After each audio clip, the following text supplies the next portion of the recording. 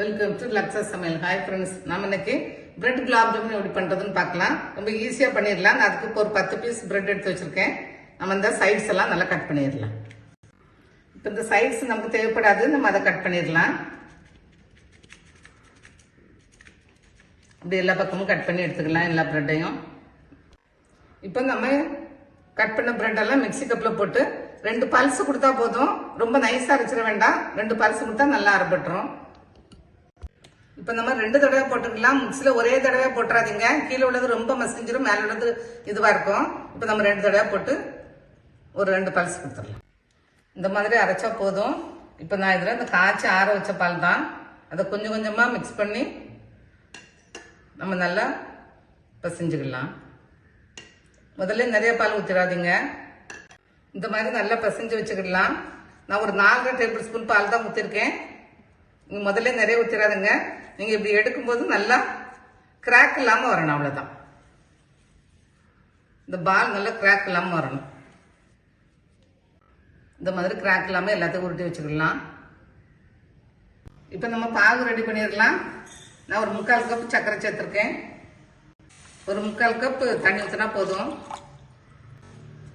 சர்க்கரை நல்லா கரையட்டும். இப்போ பாகு நல்லா கொதிக்குது. நான் 2 குங்குமம் பூசலாண்டு போட்டேன். 2 ஏலக்காய் தட்டி வச்சிருக்கேன், அதையும் சேர்த்துக்கலாம்.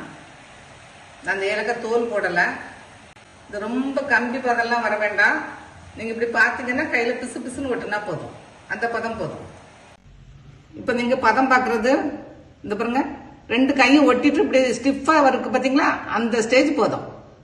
ஆஃப் பண்ணிடலாம். ஆஃப் பண்ணிட்டு நம்ம ஒரு 3-4 டிராப்ஸ் லெமன் ஜூஸ் ஊற்றிக்கலாம். அப்போ உரையாது. இப்போ நம்ம இதை அப்படியே இறக்கி வச்சிடலாம். இப்போ நம்ம பிரெட் எல்லாம் பொரிச்சு எடுத்துடலாம்.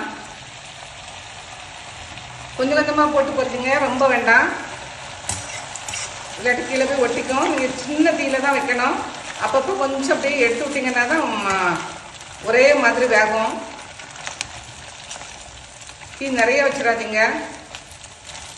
இந்த மாதிரி எடுத்து அப்படியே கொஞ்சம் விட்டுக்கிட்டு இருந்தீங்கன்னா தான் உங்களுக்கு ஒரே கலர்ல வரும்.